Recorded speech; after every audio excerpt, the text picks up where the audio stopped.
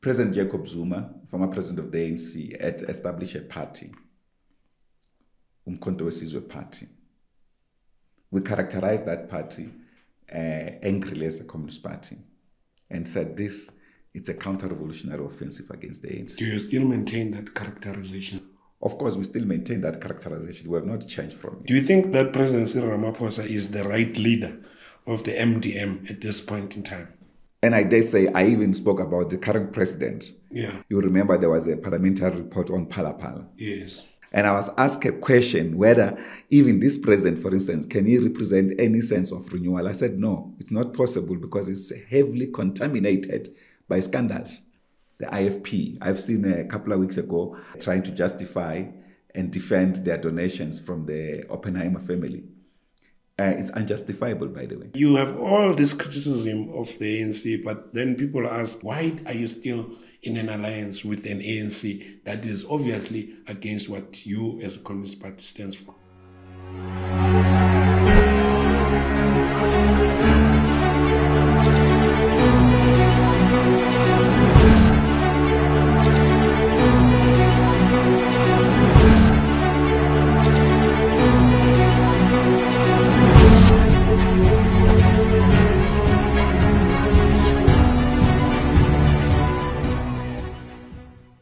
Hello and welcome to Sunny World Engage, a platform where we engage people of interest in the South African public life. And today is the person of interest right now in the South African body politic. That's the General Secretary of the SACP GS Solly Mapaila. Mr. Mapaila, welcome to Sunny World Engage in this, what is it called, Moses Kotane building, ne? Welcome to Moses Kotane house. Yeah. Yeah. No, I like the name. But maybe we'll discuss why it's named Moses Kotane building.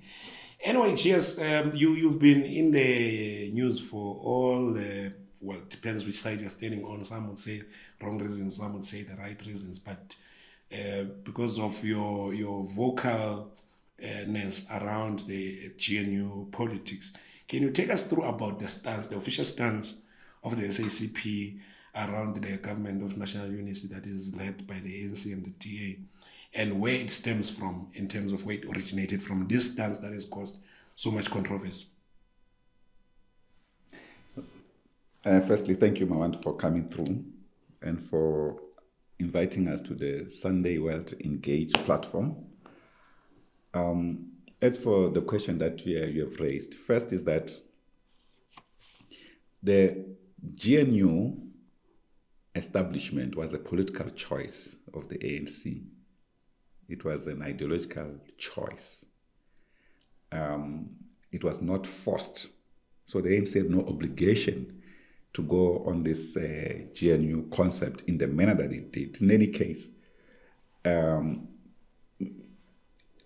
was taken as a decision from outside, from where we stand, as a decision to hoodwink the working people, to hide the actual coalition between the ANC and the DA. And therefore, there's no GNU, if you like. It's a coalition between the ANC and the DA. And this matter, it's not much from our own observation. It's a confirmation by Ms. Helen Zille of the DA, who addressed the Frederick Norman Foundation. Yeah. And in that foundation, she said, and the ANC has never disputed this in public to her, that there's a grand coalition, there's a coalition between the ANC and the DA, and that President Ramaphosa had to deal with forces inside the ANC who are opposed to work with the DA. Maybe these are forces like ourselves, the Communist Party, cadres. And therefore, he has to invite everyone to participate in this. We can get to that clip where she was saying this herself. Yeah, I remember. So when the media continues to reject what the DA has said about this thing and to buy the lies that have been said, including the recent one that this thing is not premeditated, I was just showing you my private notes. I wrote this thing. It was my handwritten notes on the 25th of March. 2024. In these private notes, I was preparing a central committee a Politburo meeting. And that was 2 months before the elections, by the way. 2 months before the elections. Yeah. I wrote something here about the secret talks. The so-called secret talks. Between the ANC and the DA. Then I say here, let me read it for you from here. These were my private notes in March of this year. Whatever I've spoken here, I'm not going to go back. Just to say, this has exposed the South African liberals anchored on Jewish business that has also sought to remove the liberation movement from political power after they used it to continue their profiteering on the carcass of the dying working class, reeling from the effects of failing neoliberalism and capitalism in general. These challenges are now affecting the movement, that is our liberation movement, here, seeking to keep political power. The secret talks between the ANC and the DA is nothing about our people, but to save face for the ANC as it guaranteeing and as it guarantees neoliberal economic trajectory and profitability of capital, whilst the DA has managed with the support of their European counterparts and the Americans to coalesce a formidable opposition to the ANC, with all and sundry now uniting against the ANC. 2 months before the elections. 2 months before the elections. How did you come to know about these secret talks that you are talking about? No. The bottom line, Mawant, is that I'm a leader in my own right, in our own movement. Yes. So we're just dealing with realities of the day, doing general discussions as and when the leadership meets, understanding what was happening. So this is premeditated. Yeah. It's pre-planned. That is why later on in the process of these negotiations going on, when we saw the statement of intent that we were not party to drafting as the alliance, as drafted by the ANC, given to us or not given to us, we listened to it for the first time a day after elections results were announced. That Monday, in the afternoon, we had the first Alliance Secretariat meeting, physical, which we could not have over this year since NASREC, because the ANC leadership is never available for a physical Alliance Secretariat meeting. But this time the SG is available. We meet physically. He reads the statement from his iPad. Statement of intent. We're seeing it for the first time. We ask him to give us a copy so that we can make proper contributions and comments. Largely because, this thing that we should endorse things that we do not know is incorrect and should not happen to anyone, let alone in the alliance. So we will ultimately get the statement the following week on Thursday evening, a day before Parliament convened in Parliament. And we made contributions. We finished our contribution 2:30 in the morning because we wanted to chase a deadline given to us for the following day at 9 o'clock. Only the following day in the morning, a Twitter is flighted, or it's an X now. It's flighted of signatures of yes.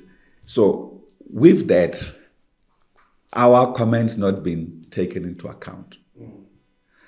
Anyone who says this was not premeditated is himself been hoodwinked by the process. Doesn't know what has been happening. It's like these general leaders who, because a decision has been made, everyone must follow behind that particular decision, a matter that later on possibly one will deal with. But the bottom line is that the SACP is opposed to the government of national unity. And we have said we are opposed to this because of the manner in which it was constructed, first, no consultation with the allies, no consultation with the structures of the movement, but the top leaders, the elite, pulled together a pact with the neoliberal forces headed by the DA to constitute government in this form. Secondly, because of its economic trajectory, it is anchored on a continuation of a neoliberal economic system. A neoliberal economic system basically means a modern capitalist system, a capitalist system that lives on the state, that seeks to remove the capacity of the state and bring on board the role of capital or the private sector as the provider of services to the people. So in other words, the state is used as a simple procurement body to enrich private capital. So there's a minimalist role of the state in that regard. So to the extent of the challenges that our country is faced with, we cannot accept that, because capital has no obligation to the poor or to the public. There's an obligation to its shareholders, to its board members and so forth. Its main task is to make profit, not to provide services to the poor. And that is why one of the declining capacity of the state in this country has largely been because of profiteering of capital, the role of capital, appropriation of the state capacity by capital through the tender system, through the state coming with many other measures that certainly enriches private capital. And when we talk about capital, we're not talking about petty traders and owners of the middle class, for instance. I hear sometimes in South Africa, the middle class, because of their aspiration, they think when we criticize capital, we're talking about them. They don't have money. We're not talking about them. We're talking about the rulers of our economy, the ruling class. We're talking about the owners of our wealth, of our mining industry, the minerals of our land. We're talking about the key industrialists who have amassed resources through the exploitation of our people. These are the group that we're talking about. So the third key point is that beyond this thing being anchored, this GNU framework being anchored on a neoliberal trajectory, what it does essentially, it minimizes the historic role of our struggle and the role of the liberation movement.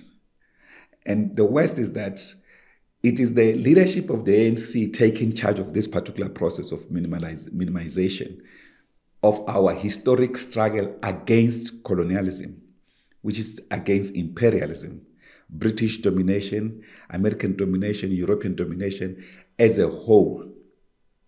We fought for over almost 372 years of struggle against colonialism in this country. Now, one feels that what we have done with this GNU, for all intents and purposes, both witting and unwittingly, is that we have reaffirmed the erstwhile colonizers to be in charge. In other words, we have a liberation movement that is leading a process of recolonization of its own people.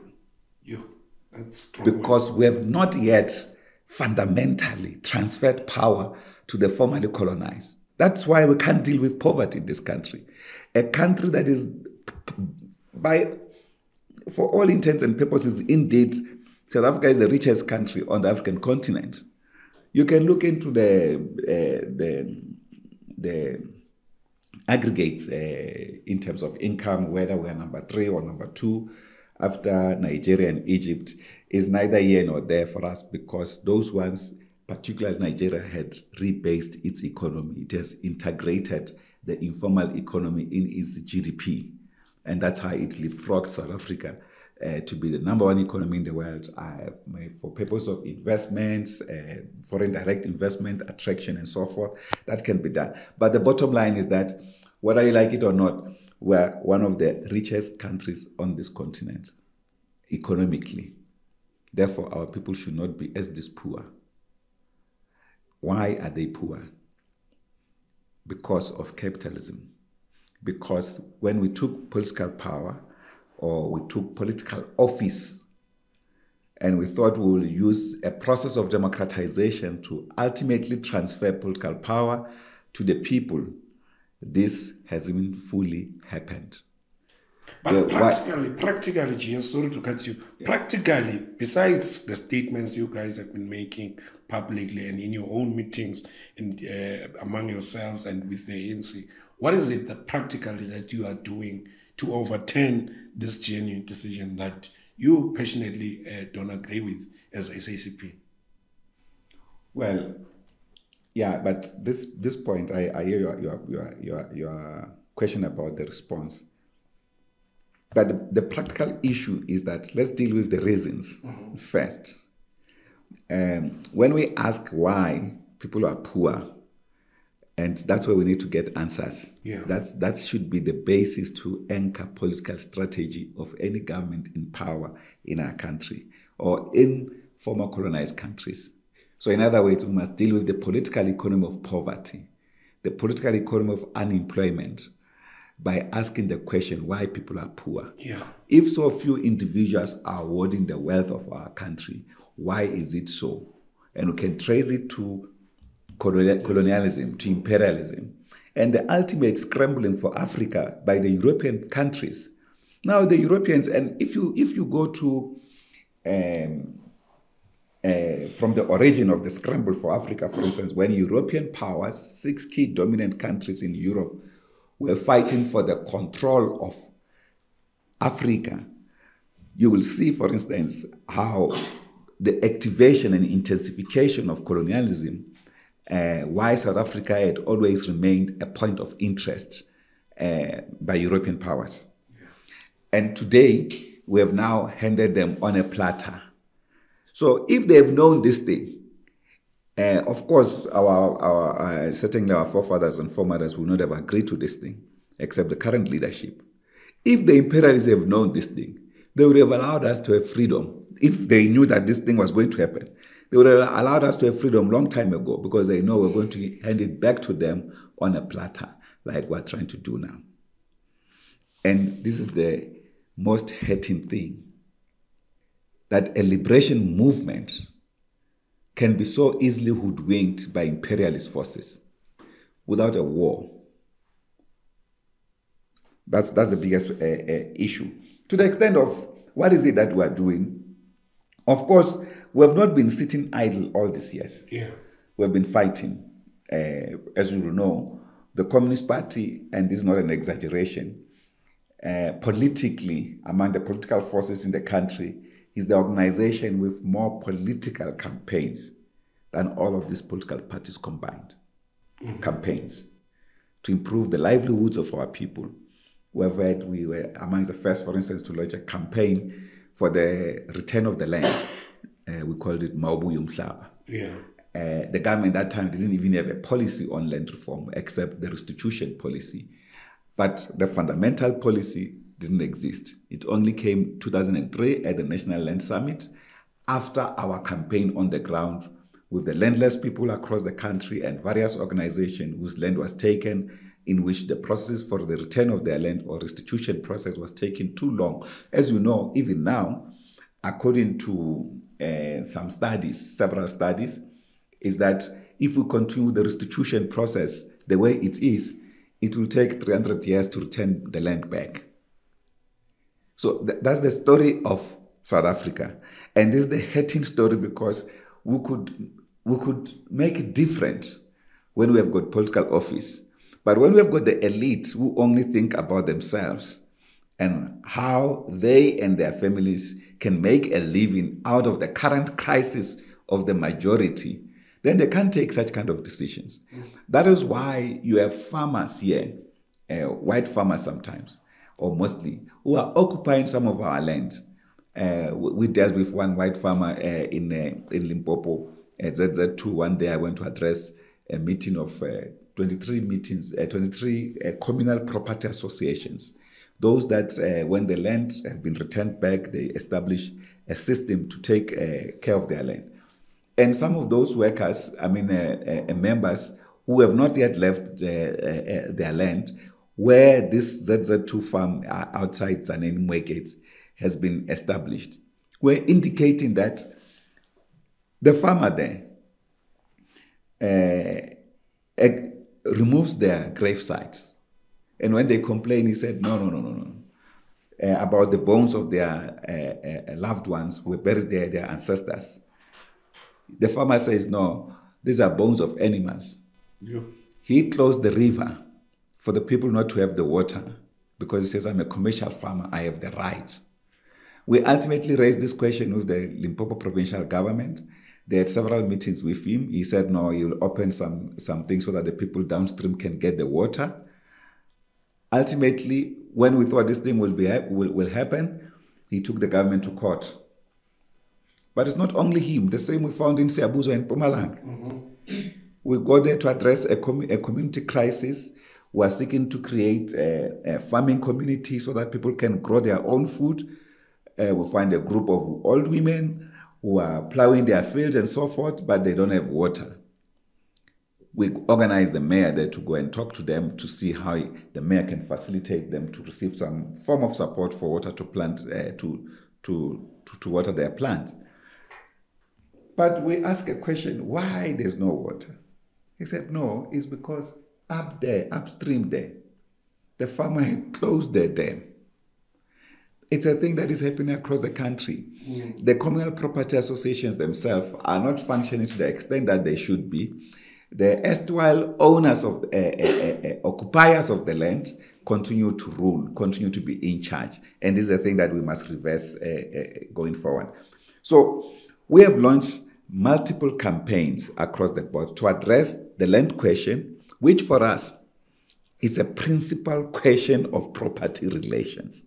In other words, it's a principal question in society that determines whether people are rich or poor. Mm. That our continued condemnation to poverty is precisely because of lack of access to the land and lack of proper use of the land. And in the historical context of South Africa, you will know that the apartheid regime, as they set up the homeland system in our country, they took out our people from 83% of rich soil and confined them to only 17% of barren land.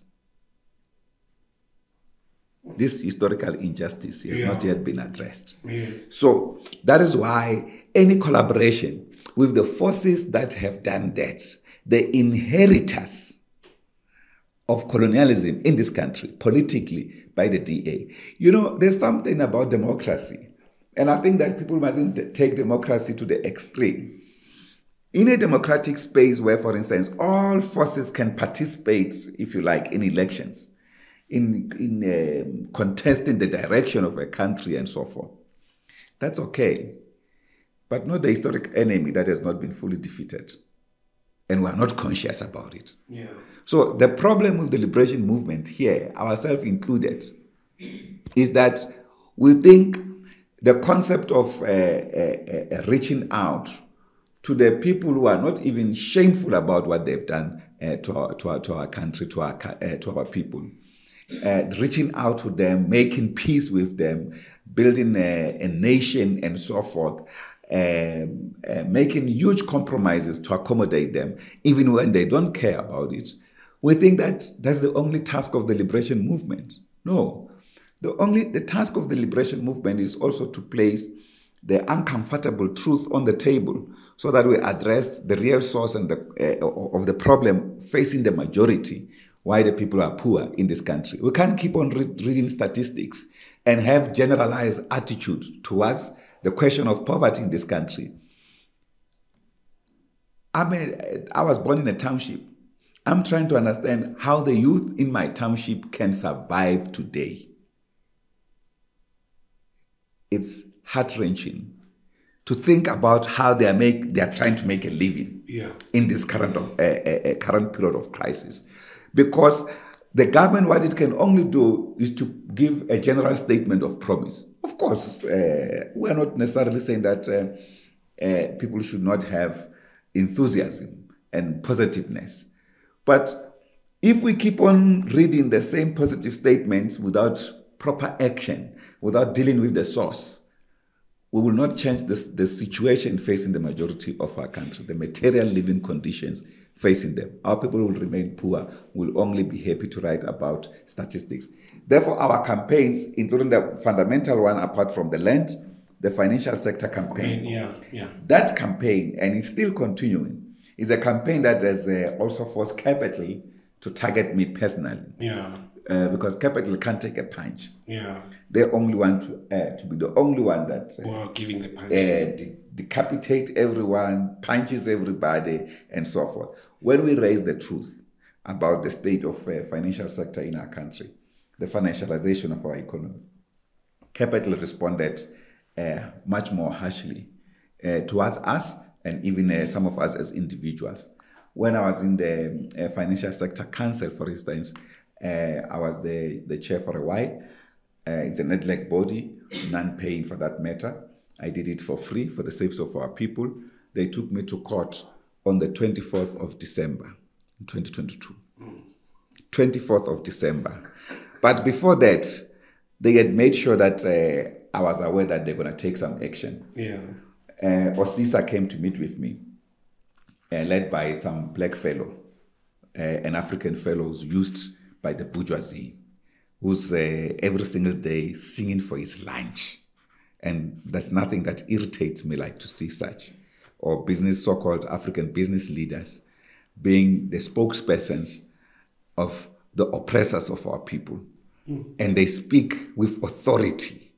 And you look at them and say, yes, they don't know their history.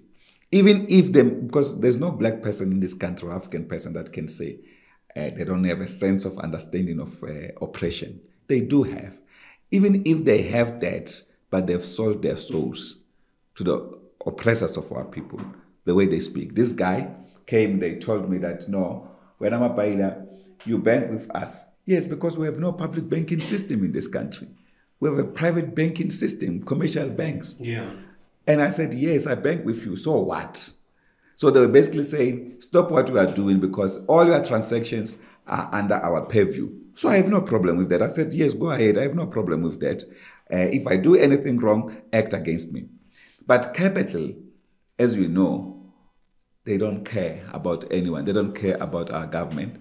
So financialization of the South African economy, controlled by finance capital, which is leading the way. And let me tell you the honest fact, why they took this position.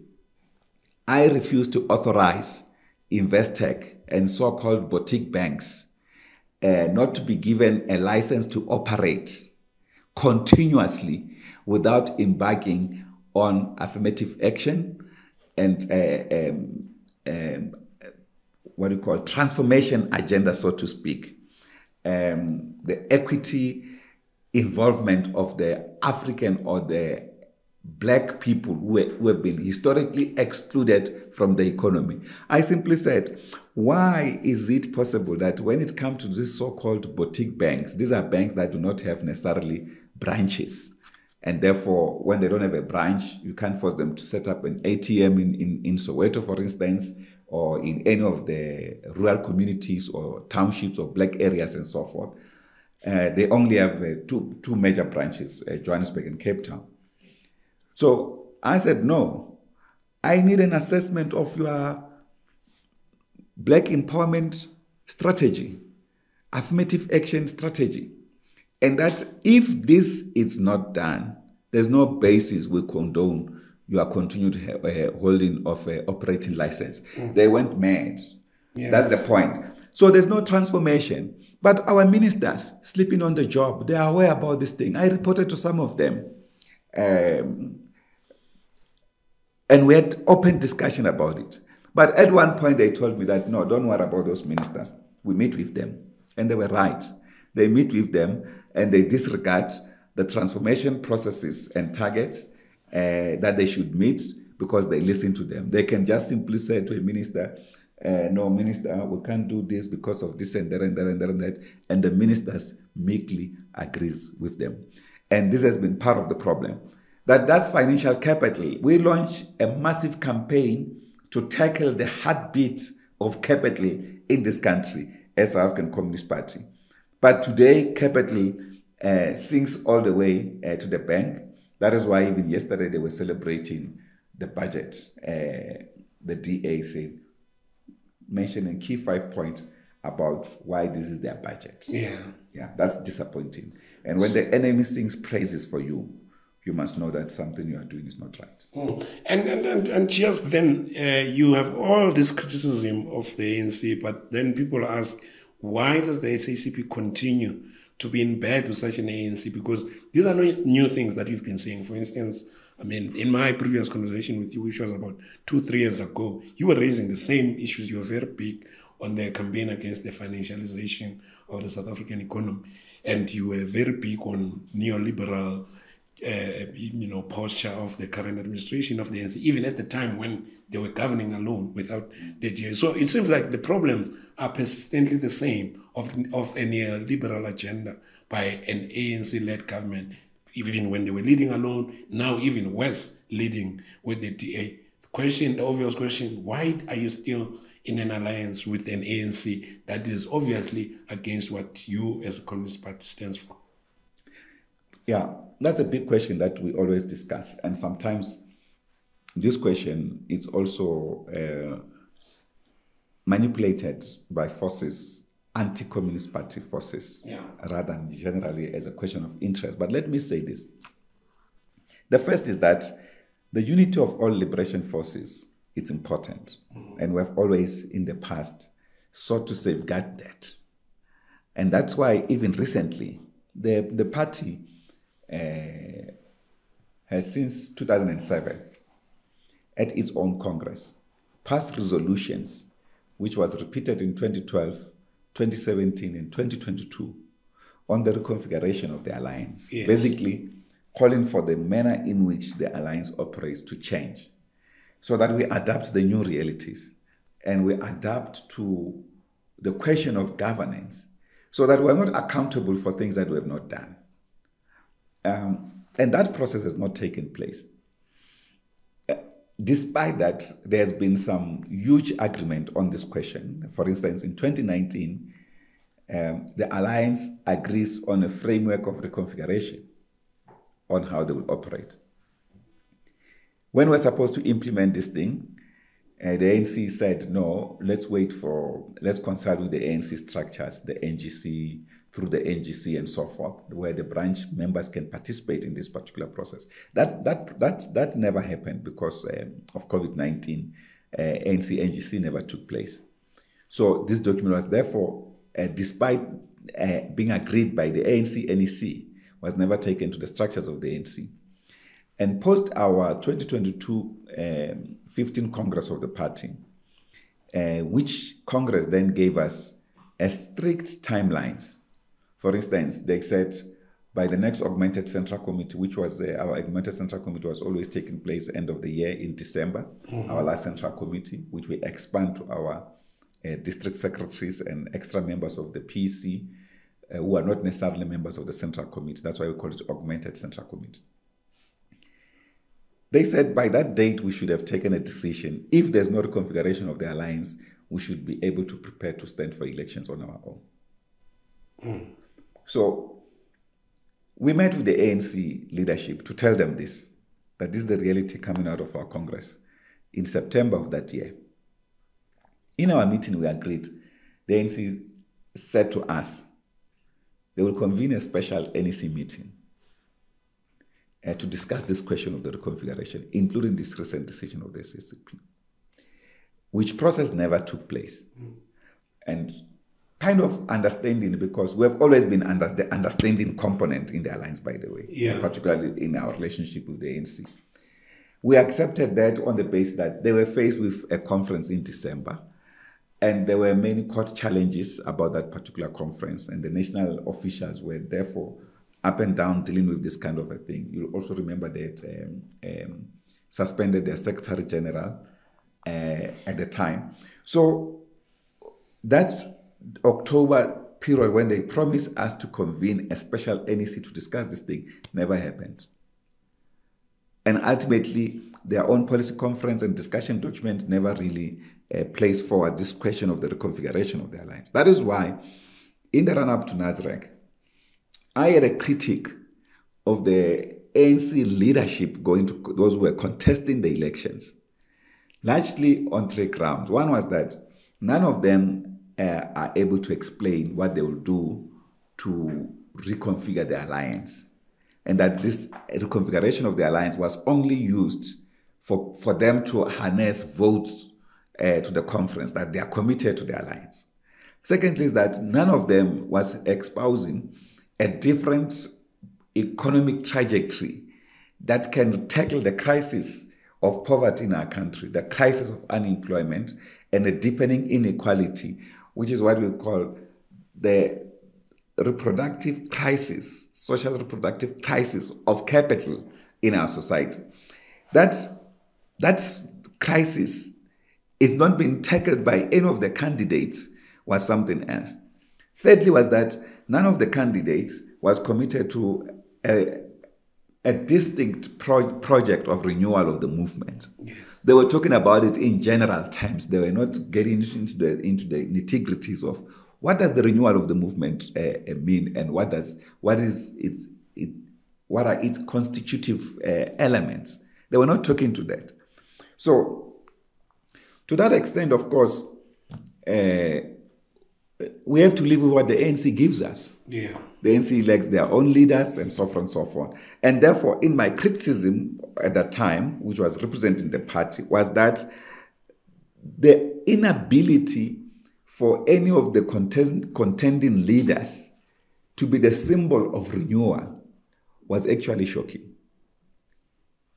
And I dare say, I even spoke about the current president. Yeah. At that time, for instance, 2 weeks before that Nazareth conference, you remember there was a parliamentary report on Phala. Yes. Yeah. And I was asked a question whether even this president, for instance, can he represent any sense of renewal? I said, no, it's not possible because it's heavily contaminated by scandals.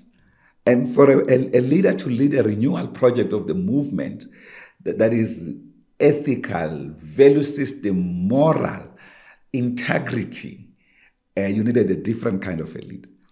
But at that time, for instance, I was even told, hey, keep quiet, Wena, because when you say these things, you are invariably supporting Zuma's forces, which I was not necessarily supporting. But these are the realities of what is happening. Then the following April, which is last year, April, 4 months after this ANC conference, the ANC releases a document on the reconfiguration of the alliance without talking to its allies. Their own document. Our document took several years to pull together. And ultimately, we agreed on a common document. November 2019, we signed it off. Signed by the ANC NEC, Central Committee of the South African Communist Party, Central Executive Committee of COSATU, and NEC of SANCO. This document is pushed aside. We can give you a copy to look into it. Mm. Then the so-called intellectuals of the ANC, the new ones, craft a new document. This document that they craft attacks this alliance document as if it's an SACP document. Yeah. We're like, where did they come from? Some of the leaders who are there, who have been party to this thing, including the president, Comrade Mantashe, Comrade Mashatile, I mean, the president, the deputy president, national chair, were there when we adopted the first document. They say nothing about it, which worries us. Yeah. Because what does it mean if leaders, for instance, are not concerned about the document that they approve or do not even know them? They are happy to receive a document and circulate it. Is document pushing all the time. And that's where the problem is, the fundamental problem is. So we have tried by all means to keep on unifying the forces of the movement. And post that, you remember we had a very, what you guys call public split when we express our differences, because Comrade Gwede came out in public and say, our reconfiguration of the alliance is intended to liquidate the ANC, yes, which was quite odd. And we were shocked by that, and we responded to him. And we responded to him in public because he said that in public. And there's this notion that if we get attacked, we should go in the boardroom to go and discuss. They cannot. That's no longer possible. We can no longer do that. If they attack us, we'll respond publicly. So that's exactly what we did. But we then had a meeting with the ANC in July last year to tackle this question of reconfiguration. That's when they presented to us a document called Renewal of the Movement, which made several propositions that we rejected essentially, because we wanted them to go back to the principal frame document that had undergone processes of the movement collectively and we're now agreeing. So that didn't happen. We prepared for the elections, we consulted our structures. In the same breath of these elections, we were then confronted by a new scenario. President Jacob Zuma, former president of the ANC, had established a party, Umkhonto weSizwe Party. We characterized that party angrily as a communist party and said it's a counter-revolutionary offensive against the ANC. Do you still maintain that characterization? Of course, we still maintain that characterization. We have not changed from it. What we have simply said is that whilst we may have had this characterization, it is important that we understand the base of the MK party.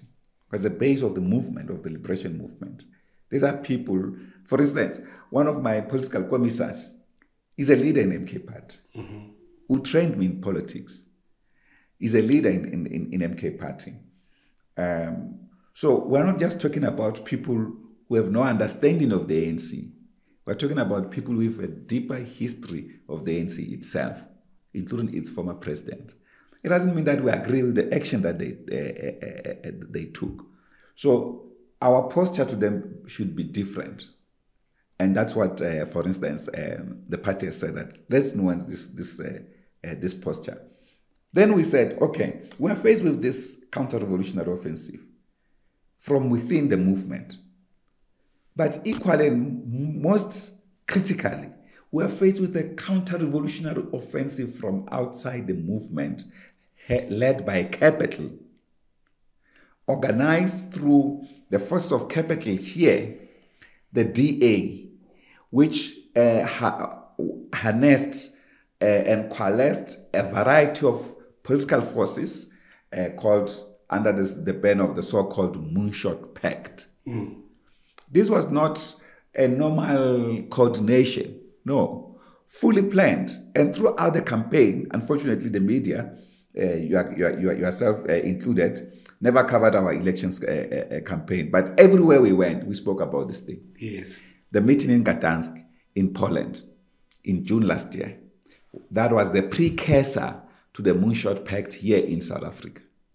That meeting in Gdansk, in Poland, organized under the banner of the European Solidarity Center, an institution that deals with European Union, under the guise of a non-governmental body, pulled together 50 African leaders, coordinated by the Brand Hess Foundation here in South Africa, led by Greg Mills. And in this 50 component of African leaders, 15 were South Africans. Of these 15 South Africans, amongst them were Rolf Meyer, the last Minister of Defense of apartheid regime, was the current leader of the IFP, Mr. Tlhabisa. Was, of course, what's his name? Greg Mills, the director of the Brand Hess Foundation. Yeah. And senior journalist. Amongst them, Dr. Mpumelo Mkhabela. Well, he's no longer a journalist. No. He's no longer. Former editor. Yes. Former editor renounces his journalism. Never. It's impossible. Former editor of the prestigious Sowetan. Yes. Our people's paper. Of course, Dr. Ray Hartley. also no longer a journalist. Yes. Now we've a director at the foundation, the Princess Foundation. Yes. The foundation of the Oppenheimers, by the way. I think it's important to highlight that. Yeah. A former editor of the Daily Dispatch, I think Sunday Times as well, if I'm not mistaken, but I can be corrected. But a well-known journalist. And the current editor of the Daily Maverick, is it Bijik or something? Branko. Yeah. He was there. And then Steenhuisen of the DA. Tendai Biti from Zimbabwe, who also came here to attend a Mail and Garden workshop to condemn the liberation movement. It was headline on SAFM. His condemnation of the liberation movement on the continent. Basically saying why people should not vote for liberation movements. In other words, why people should not vote for the African National Congress. Yeah. Not only that, in that delegation of African leaders, amongst others, was the leader of Renamo in Mozambique. Yes. Was the leader of UNITA in Angola. These are forces that colluded with the imperialists and oppressors of our people, in which in these two countries, a relentless war against Portuguese colonialism was launched and thousands of lives were lost. So they put the plan and they executed here effectively through the democratic process in South Africa, headed by the DA.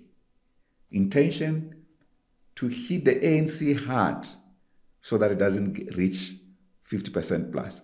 It was on this particular basis, this counter-revolutionary offensive organized by capital, which further expressed itself during the elections period. If you take, for instance, the third quarter of the IEC political party funding report, as well as the fourth quarter of that IEC political party funding report, you'll see what we're talking about. The contributions of the Oppenheimer family, the brothers, Nick and Jonathan, and the sisters, Rebecca and the other sister, how much they were giving money to the forces of the so-called Moonshot Pact, the IFP. I've seen a couple of weeks ago, the IFP on trying to justify and defend their donations from the Oppenheimer family. It's unjustifiable, by the way. Themselves, the DA, that is IFP, the DA, BOSA, Action SA, and many others who have been funded by the same source.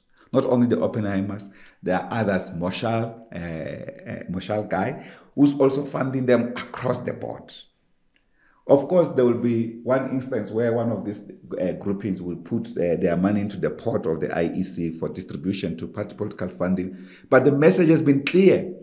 Capital, having reached a crisis of profitability, and could no longer allow the ANC to continue leadership of society without further guaranteeing this profitability. The ANC was facing too much pressure from the masses, and still does, to, if you like, transform their lives as a liberation movement. And of course, to the extent of the crisis of profitability of capital, and that how they harness their resources to remove this political movement in order to replace it with one of their own, so that they can continue nonetheless with the rapaciousness, in fact, the roughness of the capitalist system to oppress our people. They achieved it by bringing us down below 50%. And the party at that time took a decision that when a movement is faced with such kind of a scenario of a twin counter-revolutionary elements, we cannot abandon ship. It may have been tactically or strategically incorrect and so forth. So we said, no, we'll stay with the movement right up to the end and contest the elections under the banner of the African National Congress. In other words, sorry, this was important explanation for this reason. In other words, we have no members in the Government of National Unity as a Communist Party. none of the members in the government of national unity account to us. Neither has it happened before that our leaders who were serving under the banner of the African National Congress accounted to us as a Communist Party. None. It has never happened. Yeah, but you see on that one, Chias, before you continue, sorry to interrupt, much as that is correct, but it is also correct that they get appointed into the executive on the basis that they represent the Communist Party. Although they are deployed and appointed by the ANC. Yeah. That thing, it's a organization building, the unity of the movement. Yes. Because the movement is not only the symbol. The strategy of deployment of the ANC is widespread. It accommodates all sections of society. And it's not just about communists. The ANC has got communists and non-communists alike. Yeah. Therefore, in its representation in society, it will have communists as the ANC. ANC members in their own right. So we should never at any point make them lose their membership of the ANC because of a sector of society that they come from. The ANC has got people from the LGBTQI+, people from disability group, from the professional sectors, from all streams of society, women, youth, and everything else, demographics, races, and across the country and stuff. So all of that represents the totality of what the ANC stands for. It must be like that. It should remain like that. But the ANC has never given us the right. At one point, we asked when President Zuma took power, when we sent Comrade Blade to government, it was a decision of the Central Committee to release him to government. I was in the delegation that went to see him to say, we are releasing the General Secretary of the Communist Party to government. Now, we discussed with him one aspect. We said, are you able to give us one ministry? But we never even said it must necessarily be led by him. But we said, give us one ministry. The ministry that can work to deepen the cultural identity, the ideological identity, the political identity of our people, and begin to assert independence and freedom of the African people, of the youth, the former colonized, the former oppressed, how they should now come aboard and say, we are leading ourselves. So we said, give us arts and culture. We said the rest, they're important as well, but at least allow us to have a Minister of Arts and Culture accounting to us. He said no. We respected that. Now I can tell you, during the secret negotiations, the DA proposed what they called sealed agreement. Yeah, sealed mandate. Yeah, sealed mandate or agreement. They wanted their leader, Steinhausen, to be in cabinet, but not account to the cabinet. I mean, that's the guts of these forces about unconstitutionalism. They didn't care. They felt that his file, for instance, because cabinet is governed by the concept of secrecy, his file of whatever proposal that they come with will come to cabinet, processed, go through. Because it has gone through cabinet, whatever is contained as a full mandate of the DA will be respected. Yeah. But we are glad that the ANC rejected it. So this was very important that it was rejected. So with all of these things, including the fact that, by the way, when we could not contribute to that statement, we asked to participate in the GNU framework engagement. We asked to send a negotiating team, which was rejected. No, it was accepted. Okay. Yeah, but our members were never invited to any of the single meeting. So it's quite clear. The thing that I was talking about here in my notes in March about the so-called secret talks that were taking place has now been reaffirmed a few months down the line. But you know, as we say, history cannot hide the truth forever. History has got the leniency to society to expose the truths all the time. And that's what we're encouraged by, that one day, when the truth comes out, it will reward us that we were right. And that's all we can take credence to. But we missed a strategic moment in this regard as a movement to disentangle ourselves from capital. Because capital that had forced us to be where we are by trying to punish us every time we wanted to take a strategic move to empower our people, to really liberate ourselves. It has frightened us about the state of the economy. You will hear unleashing all messages about what we will become. Yeah. We have been likened to many other countries recently, to Zimbabwe, that we will go the Zimbabwean route and this and that and that and that. And of course, it's a big lie, because capitalist investment here, it's much more than it had in Zimbabwe. Yeah. It's different. And therefore, its control of South Africa's economy, it will suffer major loss. But at the same time, we need the leadership with guts, and I don't think we have at the moment, that can tackle capital, that cannot subject a 20% party to behave as if it has got an 80%, and a party with 40% behaving like it has got 20%. This is shocking us. And of course, no justification whatsoever can make us reconsider our positions until the ANC recognizes the strategic error and mistake it has committed by going to bed with the DA. Is that why you as the SACP felt that it would have been better to go with the MKP and the EFF? And what were the strategic reasons that you were advancing about why, although, for instance, you first characterized the MKP as a counter-revolutionary force from within, because those are ANC movement people, but you felt that maybe going into battle such forces would be better. What was the thinking around the EFF and the MKP alike? 2 points regarding this question, Mawan, because the SACP's characterization of the way forward post-election, we had a moment soon after, the day after election, that Monday, the day that we had a discussion with the meeting of the secretary that took a physical form for the first time since NASREC. We had a meeting of the party officials where I presented a document that I worked through even a couple of days before, when at that time I was preparing my brother's funeral, Abdiwi. Because he died when I was at Sangobaral. Yeah. Yes. So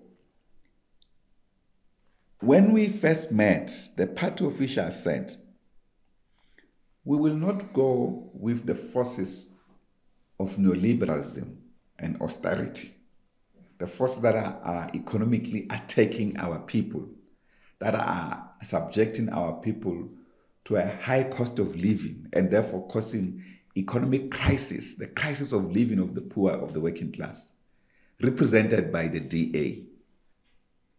That firstly, this force is an expression of capital in South Africa, the oppressors of our people, the owners of our wealth, and therefore can't go to bed with them. That was our first position. Mm-hmm. The second position was that we may not also go into an arrangement with forces characterized as state capture forces, represented in this regard by MK Party. So we took that position. Yeah. This is on a Monday.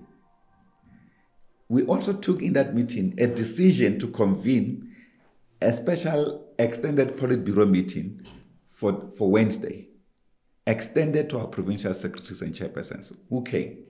And we had a discussion, we put this proposition. They embraced this proposition. So from the beginning, we never said we'll work with the MK Party. Okay.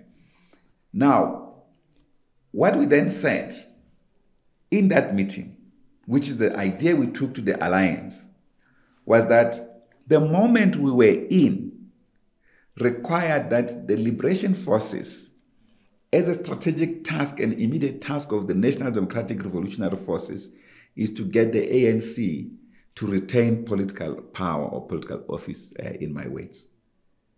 In other words, for the ANC to set up government. Mm-hmm. Okay. And we said that's the strategic task of that moment. We now know that this wedding has been abused by forces in the ANC that went to address ANC branches and structures, regions, and so forth, indicating that this is the position of the Communist Party. The Communist Party said, get power by whatever means possible. We said, yes, let's secure political power at this critical moment, led by the African National Congress, because that strategically keeps out forces of capital that sought to remove the liberation movement from power. They remain outside. So we did say that as a first task. The second task was that, in this regard, having retained the ANC as a political force constituting government. With who? Yeah. Yes, we then have to choose who to constitute government with. We framed it under the notion of neither with neoliberal forces nor with state capture forces. And therefore, we then said, in order to constitute government, what are the permutations? There were multiple permutations. One of those was the setting up minority government permutation, in which, for instance, and the media, and that's the thing, because sometimes you guys in the media, you don't run your own agenda. Yeah. Yes, the media developed an agenda, that anything that has the MK Party and the EFF and the ANC will be a doomsday coalition. But anything that has got the DA is a democratic solution. It's a constitutional solution. I even did an interview 2 weeks ago with Chris Barron of the Sunday Times. In fact, at the core of his interview was this notion that we are supporting unconstitutional forces. How do you say a party that is established by the laws of this country is an unconstitutional party? A party that participates in parliament is an unconstitutional party. Then the only constitutional party is the DA. What is constitutional if the government's main task is to attack the living conditions of the poor and the working class? That's when you debase your democracy, and people have no respect for democracy and government, because they think, what is this for if our lives are going backward, they are not improving in the main? So we then said, let's put the permutations on what to constitute government. And we said the ANC and the EFF, the ANC, the EFF, and 2 smaller or 3 smaller parties. We said Al-Jama, good party, good, was already working with the ANC, so and so was Al-Jama supporting the movement's positions. And we said another one with a little bit of enough votes, 5+. But not only that, it could be several others. So that even the tensions inside the African National Congress, factionally based, if you are forced to go secret ballot, the ANC can still retain political power and set up government. That was the basis. COSATU even had more permutations on what to do with these things. We could have also developed other permutations on what we could do, for instance, on a policy basis, but they have been set up government on a minority platform on the basis of electing the sitting president. So this was our posture. And it was in that regard that, having said the principal partners in this regard could be forces like the EFF, I then took initiative to engage with the EFF on behalf of the Communist Party. And I met with their leaders, led by Comrade Floyd, to discuss these questions. And we had engagement, and I reported back about my engagement with them. I also reported back to the ANC, by the way. Yes, as much as the ANC gave us the first briefing in that secretariat meeting, as well as another briefing the following week of the Alliance officials. And we did say in that second meeting that, yes, this is an informal briefing, because we're not involved in any talks with the ANC, with any other party. So we're relying on the brief we received from the ANC. That is why sometimes it's heartening when we hear the distortion. The ANC leaders do not want to be called to order, to basically say they never consulted us. We were never consulted on the GNU. That's the bottom line. We received a briefing from the Secretariat and a briefing at the so-called Political Council of the Alliance, but which we raised our point. I led that. I said this meeting, as convened, cannot be an Alliance Political Council. It's a briefing from the ANC. And it is that second meeting, this of the officials, that we then said, can you also include one of our members in the negotiating team? Yes. We sent them Comrade Tulas Ngesi. You can ask him. He was never invited to a single meeting. COSATU sent them Comrade Mike Shinganga, the first deputy president. He was never invited to a single meeting.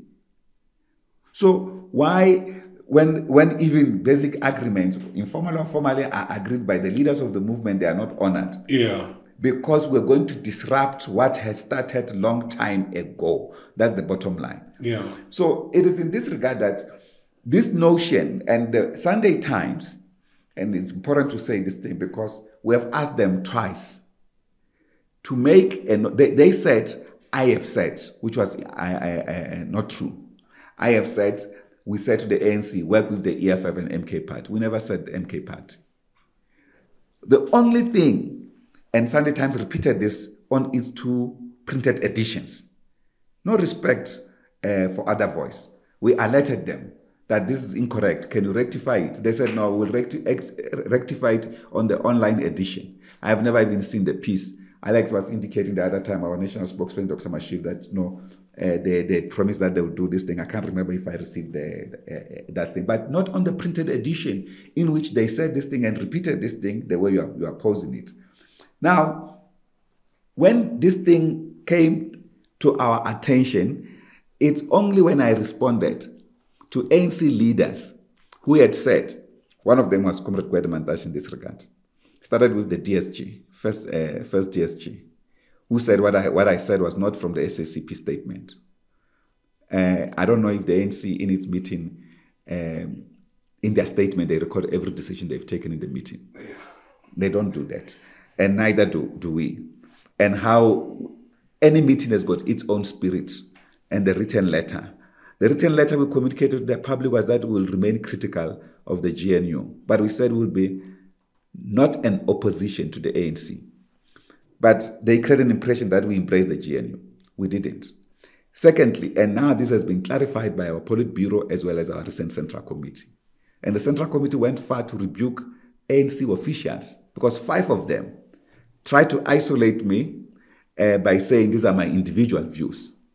Now, when we have rebuked them, or the Central Committee used this strong words to say the officials of the ANC must refrain from trying to divide the Communist Party, including some of the party leaders who were trying to hide behind this thing of the ANC officials. The Central Committee was clear that even from the beginning, there was no prevarication about our posture on the GNU. We were clear from the beginning. No marriage with the DA. Simple as that. Now, the ANC went ahead and did that. That we had a respectful wedding in public in order to still have an engagement in the boardroom of our movement, and they don't respect that. It's their own baby. We had to come out in this way. Because first is the DSG, it's not from the SACP statement.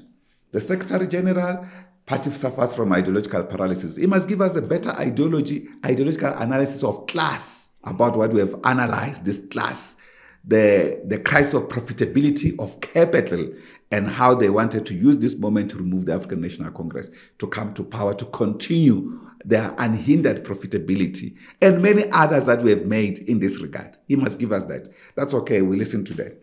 Then the third one was that, Comrade, the national chair of the ANC says, the EFF, MK Party, and DA are all hostile to the ANC. Therefore, it doesn't matter who you work with. We differed with him fundamentally because these are not the same. That's when I said, and I'm sorry to repeat this phrase, I was addressing the Charlotte Maxeke Institute, for instance, celebrating Comrade Nelson Mandela's birthday. I said, you know, this thing is a highest level of poverty of politics because the EFF and MK Party, despite how we initially characterized them, are mere social adversaries of the ANC in the political terrain. They may be hostile to the ANC, but I said we can stomach their irritations. Yeah. Than the irritations of the class enemy, not the irritation, the subjugation of our class enemy, which is the DA, which represents the force of us, the strategic enemy of the National Democratic Revolution. Any leader who understands the notion of the National Democratic Revolution will understand that this is anchored on imperialism, which is capitalism. And therefore, it's our strategic enemy. And the forces of capital in their totality become our strategic enemy. In this case, is the DA. So going out with the enemy, having a deal with the enemy, when you say you are in struggle, it's essentially a sellout position. Yeah.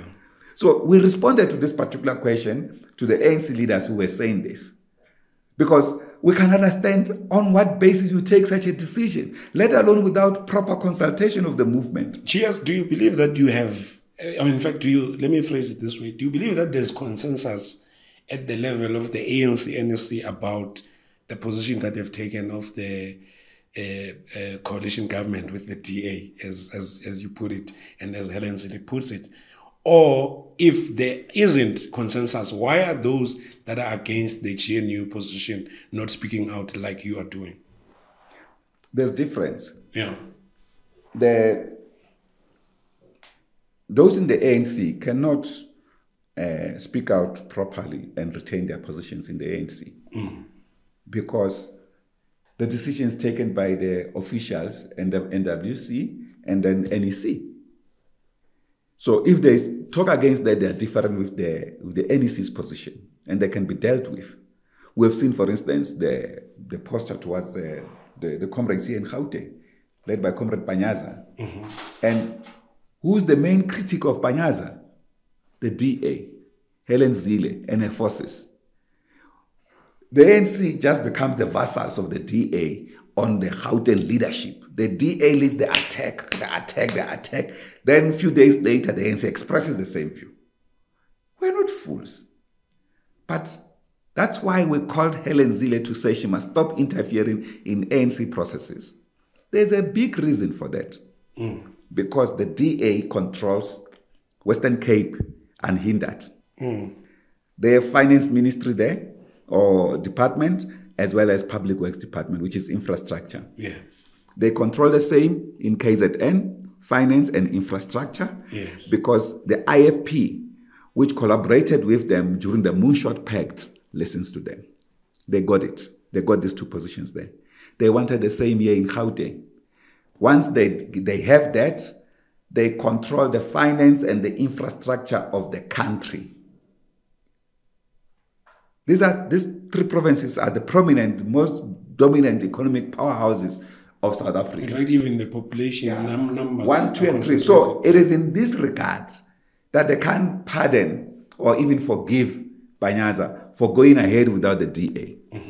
Why the ANC, for instance, stopped the pronouncement of the government of provincial unity here on 2 occasions.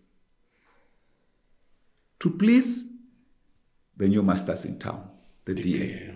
Now, this is a problem, a fundamental problem for us. Now, Panyaza and them have been warned several times. We now know it's a public knowledge. He was called by the official to explain himself on the GNU. Although there's a provincial government of unity here in the province. The only thing is that it excludes the DA, the main coalition partner at national level of the African National Congress. So the comrades in Gauteng, they have been dealt with because they crossed that line of showing that, no, we can set up a government without the DA, which is what should have happened at national level. The ANC could have gone ahead to set up government without the DA. And for instance, they could have invited other forces that I did not mention here beyond the EFF, for instance, and set up government without the DA. So there was nothing wrong with that. So that's the point. That's the point of contention. Why this choice specifically with the strategic enemy of our revolution, or forces that represent the strategic enemy of our revolution? So basically, you say those in the NSC who are opposed, if they dare speak out, they will be dealt with. Attended to. Like we have heard the abuse of the concept of democratic centralism. Yeah, said by the Secretary General of the ANC. That the NEC's decision cannot be questioned. Yes, he's right. But he applies this theory wrongly. It's a democratic theory. It's a basic theory of democracy, democratic centralism. Yeah. At the core of it is proletarian democracy, that is participatory democracy. You allow your structures to participate in such a critical moment, and then you summarize their decisions. And when you summarize that decision, you provide a way forward. In the application of the way forward, there's centralism in application. So you don't start with centralism. Yeah. So we have taken the decision because we are the national leadership, everyone else must just obey. It doesn't work like that. That is in the military tradition. The military tradition, yes, we use that, comply and complain later. Because the military tradition talks to people who are going to war. Yeah. You can, when you hear guns blazing and on a gunfire in front of you, your commander says you must go there and repel that gunfire. You can't democratically choose to go. Unless you are insane. Even when you are a trained soldier, yeah. you listen to command. Yeah. And that's why you can't question the command at that particular time. The leadership will have decided the route to follow, the way to do it, and so forth. And on the basis of your own military training, you can then confront enemy fire, for instance.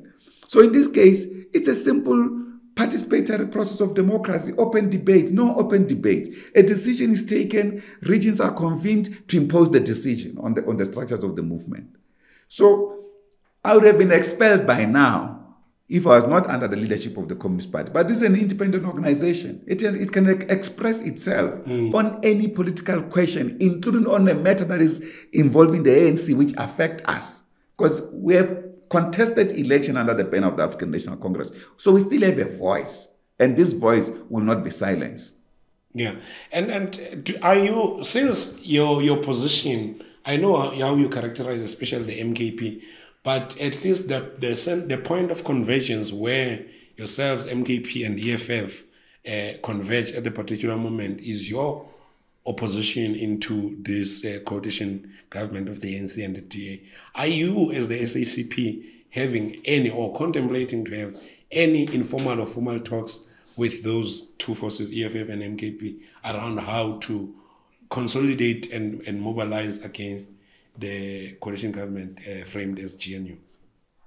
Look, I mean, we've had a discussion with the EFF already, albeit that Comrade Floyd Shibambu was the lead negotiator or the lead engaged person at that time. He has since left the EFF. Yeah.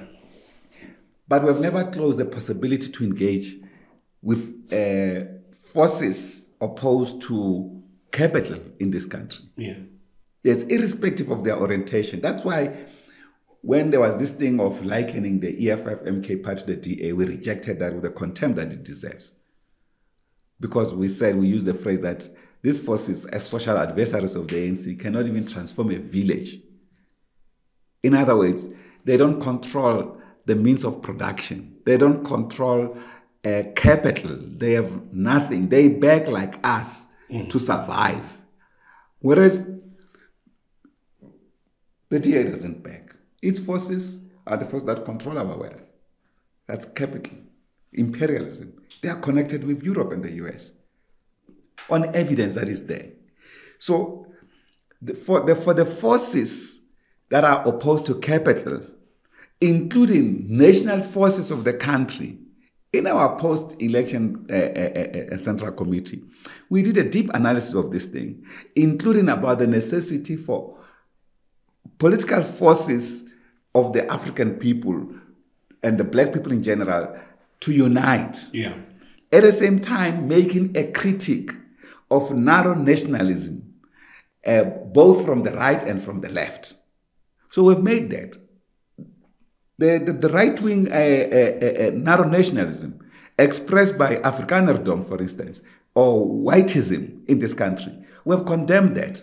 At the same time, the unity of the African people, it's important, particularly this critical moment where over almost 4 centuries of struggle has been rolled back by an era of a political decision because of elite interest.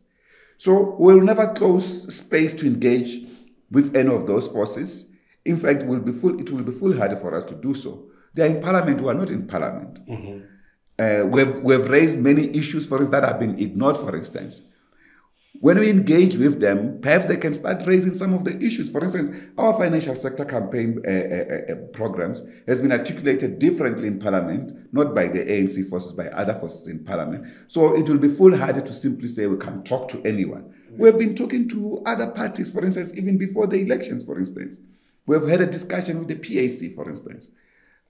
Unbelievable engagement, because, as you know, the PAC, from its establishment, one of its concerns was the ANC is working with communists. Yeah. Yes, but we've had bilateral discussions with them. So we can't say we can't meet with them. We will certainly find space at an appropriate moment to engage with them, particularly to respond to this point, to this moment we face as a revolution, where former colonizer or the inheritors of colonialism are now in jubilation about leading us. And they are not beating about the bush. They are clear. It is either their way or highway. Are you, GS, at all, or in fact, let me put this question this way. In this government, the coalition government of the ANC and the DA, do you think there's hope for BE, there's hope for affirmative action, there's hope for NHI ever to see the light of day? Already we've seen the ANC making compromises, as it were, because of the objections by the DA. In fact, do you think there's hope for any transformative policies that the ANC has previously pushed now that it is in coalition government with the DA? Certainly not. I mean, just this weekend, we get a News 24 report that quotes Steinhazen about their first victory in cabinet. We've always thought cabinet decisions are governed by the concept of secrecy. Yeah, but he says they've rolled back the implementation of the NHI. Mm. Of course, this is an invitation for war inside the movement and against capital, for that matter. As you know, a few weeks ago, capital has no respect. A few weeks ago, our mighty federation, COSATU, pulled together a nationwide protest calling for capital to stop its interference on rolling back the implementation of the national health insurance. Because the national health insurance simply means all our people will have access to better health care. Mm-hmm. That's what it simply means. Universal access to better health care. Now, capital doesn't want that because it wants itself to still be treated as a special segment of society. They must enjoy the best of society.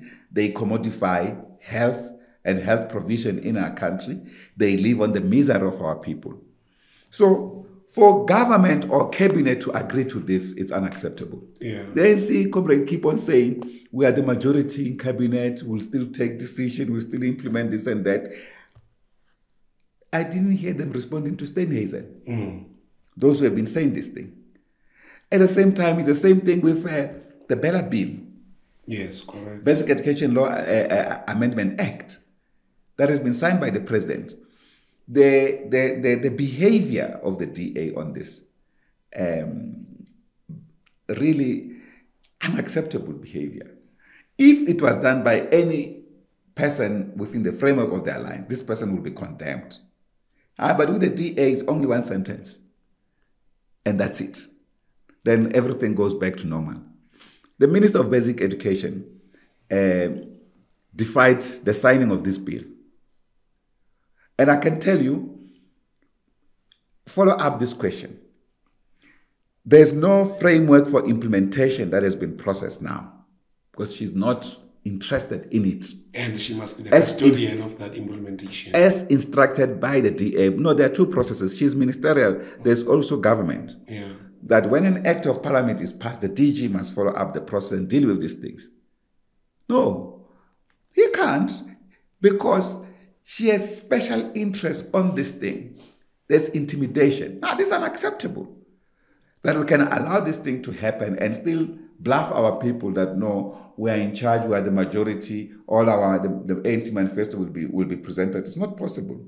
They have already indicated that, for instance, this medium-term budget policy statement, they've put their own as cabinet.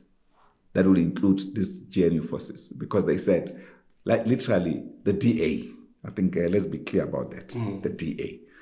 because they basically said, if we implement this medium-term expenditure framework, we'll still be implementing ANC policies.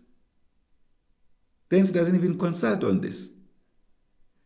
So that's why we have said we will be on the street to defend the transformation of basic education landscape in our country through the Bella Act.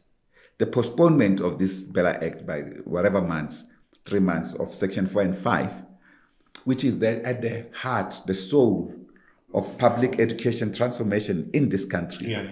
The president concedes to right-wing forces on this, despite a process of consultation across the country on the two acts of parliament, by the way, both NHI and Bella Act. Massive consultation with the people. Now, the right-wing forces, Solidarity, for instance, writes that, yes, we met with the president overnight. The following morning, he met with AfriForum before he went to sign the bill and make the concession on signing that Section 4 and 5 will remain suspended for 3 months until further consultation. We are monitoring that space like hawks. We want to see what is it that is going to be considered on this one. Mm-hmm. Yes. And we are saying this must be implemented as passed by Parliament, our democratically elected Parliament, of the sixth administration, as passed by that. It must be implemented, both NHI and the Bella Act. Even in NHI concession, the president meets with capital. It's not us.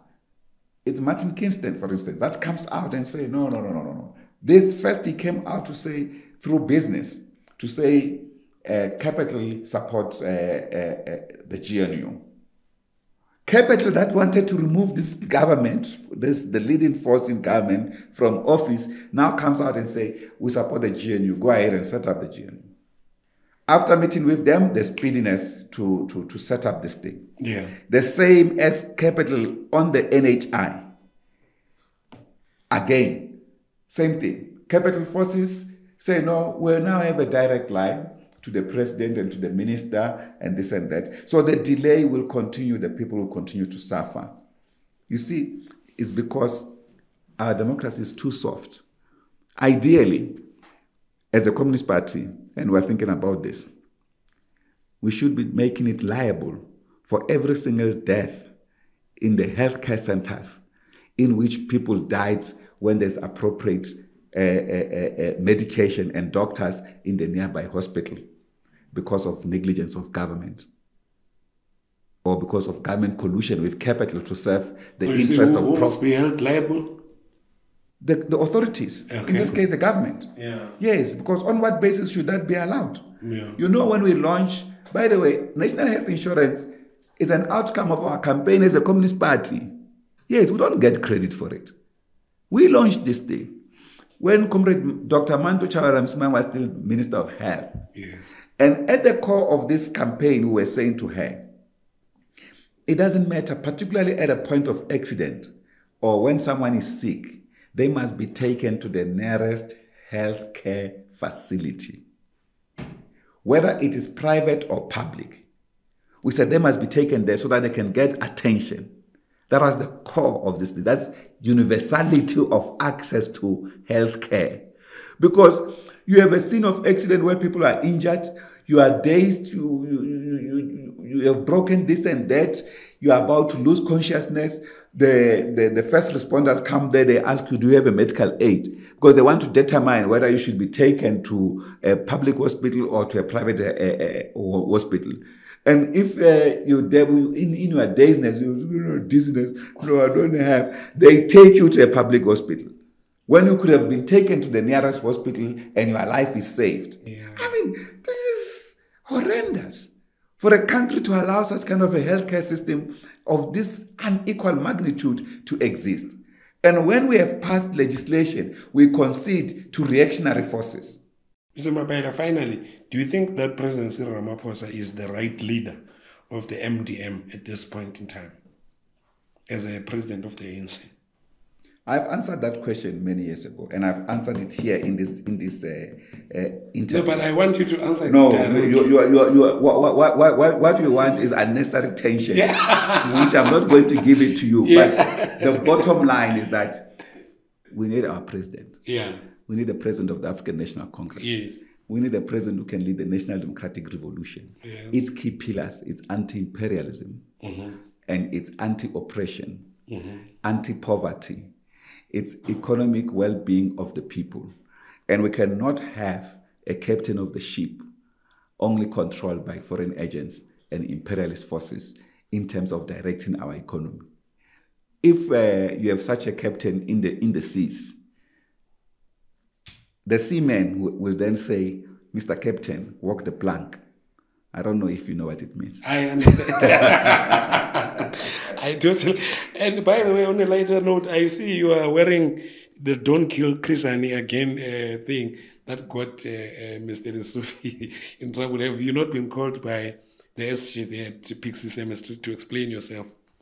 You know what's interesting is that this T-shirt was printed by the ANC. Yes. It was not printed even by the Communist Party. Correct. It was printed by the ANC. When we worked together with the ANC to oppose the release of Janus Walus, I remember, through the Constitutional Court process, and we had a protest outside Hoshimampuru prison. I was there. In Tshwane. Yeah. Yes, the ANC printed this T-shirt for that event. I remember those T-shirts being distributed. Yes. Now, a T-shirt with these logos has been condemned. In fact, it has an ANC logo. Yeah, no, it's printed by the ANC itself. So on what basis is this condemned? For political convenience. Yeah. That's all. Because after that twice rejection of the provincial, the PCA to announce through Panyaza as premier, to announce the provincial government of unity, excluding the DA, after being rejected twice, when the PCA had a public pronouncement on this, Comrade Panyaza wore this shirt. Now, it's been condemned for that. Why? So, to protect the image of our own martyr, the one that brought April 27 in this country, the one that gave us the last moment for democratic breakthrough, Chris Hani, the General Secretary of the Communist Party, the Chief of Staff of Mkhonto Wesizwe, to protect his image, we have adopted this T-shirt. It's a special T-shirt for us. And that it has the logos of the alliance. It's more imperative, and it can never be condemned, and we keep quiet. Are you not worried, though, that can be misconstrued as a support of Mr. Lesufi political? In fact, by the way, if it does, that's okay. Yeah. There's no problem with that. We have no problem with Comrade Panyaza. Yeah. In fact, at this point in time, Comrade Panyaza should be protected. Yeah. Yes. There's no doubt about it that he's been threatened. Yeah. Yes. There's no doubt because of his stance on the GNU. Yeah. He has been called to account for this stance. Yeah. Like I said, he belongs to a structure of the African National Congress in which the NEC can remove him any day. Yeah. Now they can't with me. But I know that some of the forces have tried. They will not succeed. It's as simple as that. Yeah. Yes. We're not a faction. Yes. Yeah. Yeah. And we will not allow any faction to get rooted, whether implanted or organic, in the Communist Party at this point in time. Finally, in closing for real this time, in fact, I almost forgot this one. The issue about the security threats into your life since you started this criticism of the GNU. What are your views? Are you shocked at all, or did you see it coming? I'm not shocked, but I don't want to talk about my security detail and all of that. The Communist Party, all I can say is that it's handling that matter. Yeah. Yeah, our first Deputy General Secretary has been taking up this matter with relevant state entities. But it's shocking. It's a life I've lived under over the years, life of threats, all the time. Now, since democracy, I've always been threatened under any ANC leadership processes. I just don't know why. Mm-hmm. Maybe because of expressing our own political opinions independently, and that will continue. No one will stop that. That will continue. In fact, They thought they killed Krizani, but they were only germinating more. Yeah. Yeah, that's why we are leaving his legacy, and we're continuing that particular legacy. And the legacy of those who led before him, like Moses Kotani, J.B. Marks, Joe Slovo, and others, who were clear about where the National Democratic Revolution should go. So the threats and everything else is terrible when these things reaches your family, because everyone gets scared. Yes. But I must tell you that I received good prayers from the people of South Africa.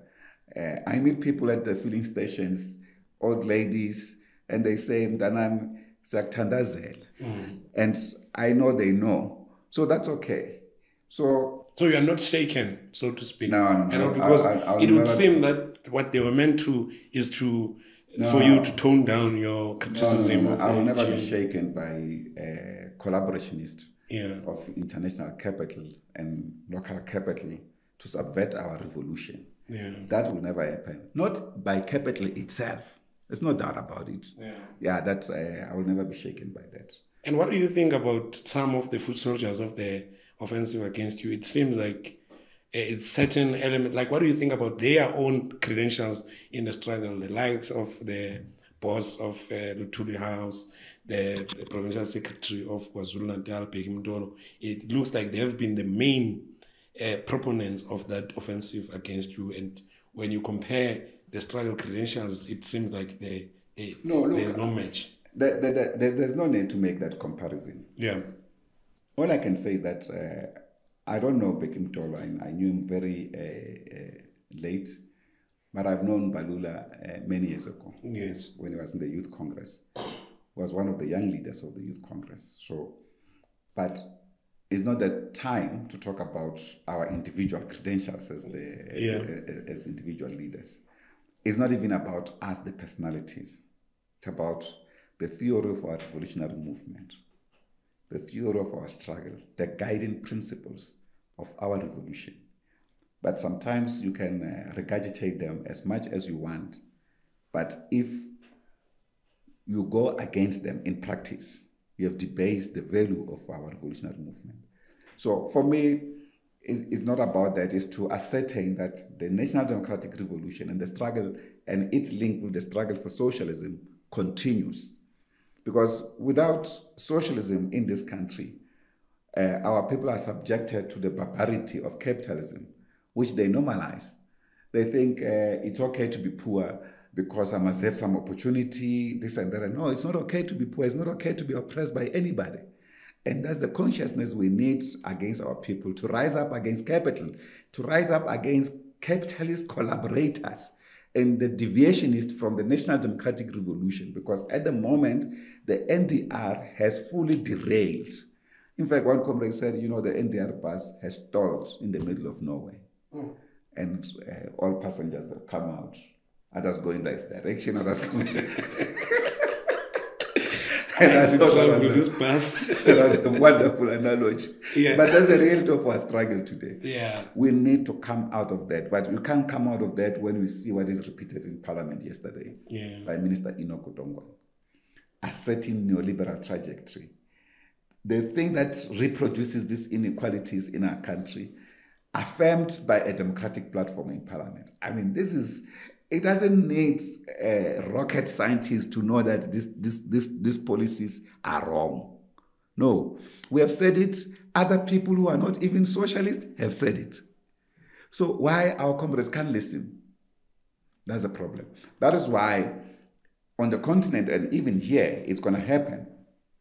When the people have lost faith in the democratic government and a democratic movement, the populist forces arises and mobilize the people on a central grievance. And if they get a proper organization, they will remove this government from power. They remove all these political parties from power.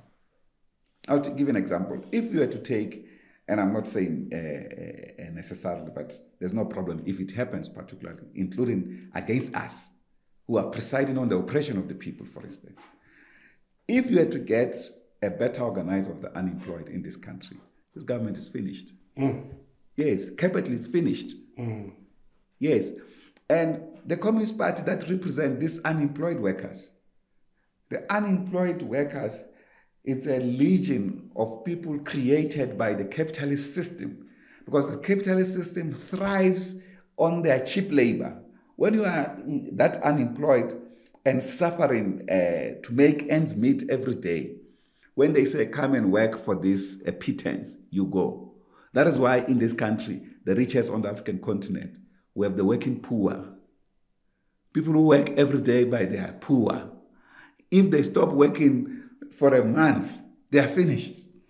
Whether they get sick or anything, majority of them are on contract. That's why 2 days ago, we were at the labor court, working together with COSATU and NEHAW to support community healthcare workers, which the ANC manifesto in 2019 said we must employ 50,000 of them.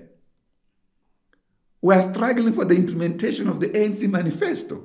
That's what that leadership at Luthuli House should be concerned about. Not justification about neoliberalism, more neoliberalism, and collaborationist tendencies with the erstwhile enemies of our revolution.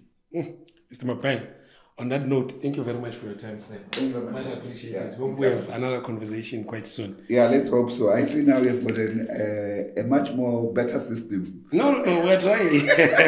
And we must thank you for allowing us to use your resources for today's recording. We appreciate that. To debase us. Yeah.